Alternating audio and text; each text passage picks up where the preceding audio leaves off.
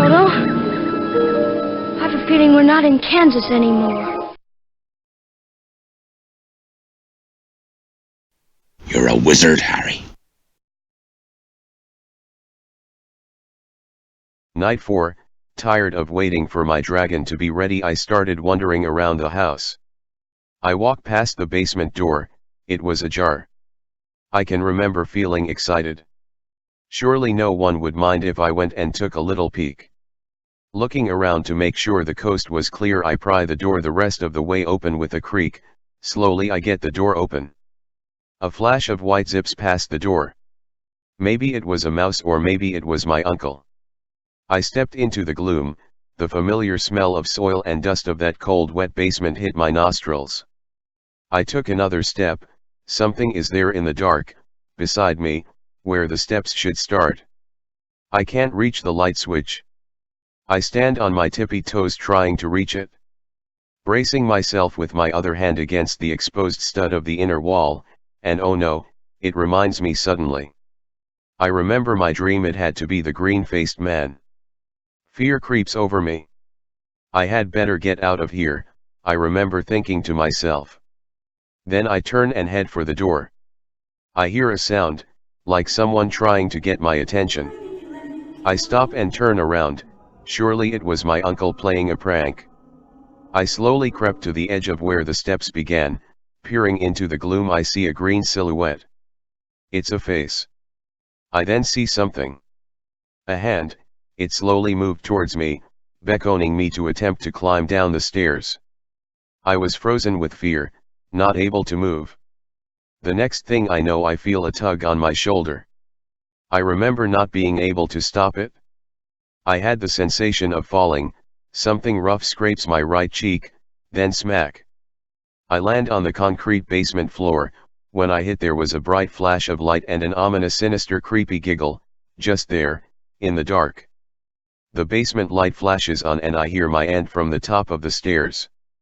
She said, "Oh God, John boy. Are you okay?" I see her running down the steps as everything goes blurry, my head aches with every heartbeat. I couldn't cry, I couldn't hold my eyes open, everything went black, again. I'm being chased, this time by myself, around the house, room to room. The man in the walls is going to eventually catch me. Where was everybody? He gets closer and closer, switches direction to try and trick me. All night I run for my life. Who was he? What did he want and why? Just as I would get out of his clutches, he'd reappear in front of me. All night, he seemed to have boundless energy. I get a better glimpse of his facial features, a split second. As his mouth began to open, for some reason I recall telling myself to not look at his eyes whatever I did, so I glance away and run for my life. I wake up. Fanya and Richard are getting ready for school. My head didn't hurt anymore, so I ignored the fact that I had no memory of going to bed. I was just glad the pain had stopped. Fanya rubs the top of my head and says, "Good morning, bonehead, you scared us last night." This was my chance to tell her about my dream. I said, "Aunt Fanya, I got to tell you about something." Amazed of how clear my speech was, I got super excited. She replies, "What is it?" I try to articulate my words, but a stutter spills forth from my mouth instead. She patiently sits and waits for me to find my words. They never came. She looks me in the eyes and can tell I have something to tell her, something that petrified me to even think about. She could tell by the look in my eye there was something truly wrong. She is about to miss her bus, so she has no choice but to head out. Later that day, my uncle had finished painting my dragon. I absolutely loved it. It was different shades of blue and deepened into a dark purple on the scales along its spine. It had 2 long necks topped with gnarly heads with gaping mouths on each. Each head had piercing eyes and 2 pointy horns. It had a fat body, stubby legs and a long, studded, twisted tail. I don't recall ever naming it, but I adored it. Around 2 p.m. my Aunt Kathy came to pick us up for church. I decided to stay home with Granny that Sunday, so Tiffany went with Aunt Kathy and I stayed glued to Granny's heels while she did dishes and got ready to cook dinner. She was an amazing cook and always had a table full of food. After finishing the dishes, she laid me down for my nap in her bedroom in the back of the house. She tucked me in, as tight as a glove, and kissed my forehead and promised she'd wake me for dinner once it was ready and Papa got home. My papa would come in and wake me up after my nap, playing his harmonica and acting as goofy as anybody could possibly act. I loved him for that. No matter what, he could have me laughing like a hyena. She exited the room and left the door half open as she normally did. My eyes started to get heavy despite my protest of not being tired or sleepy. My gaze drifts up towards the window at the foot of the bed. There it was, in the window, staring at me, that green face, a menacing grin as its tongue flicked back and forth.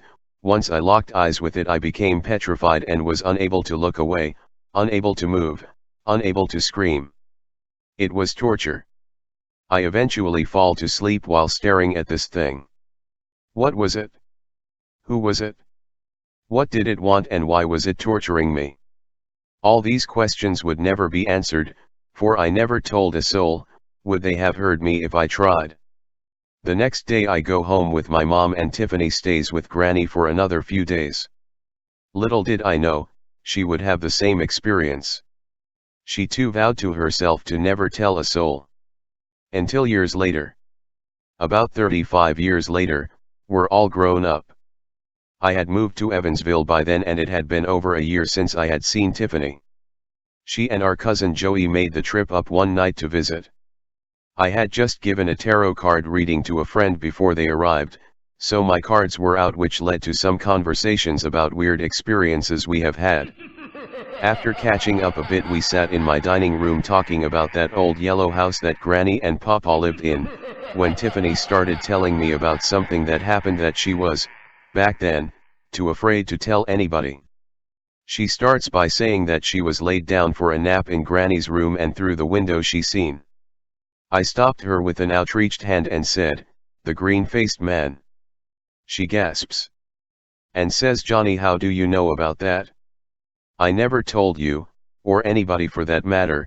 How did you know? That's impossible." What the fuck? We sat there staring at each other with amazement. I say, "Because the same thing happened to me while you were gone to church with Aunt Kate."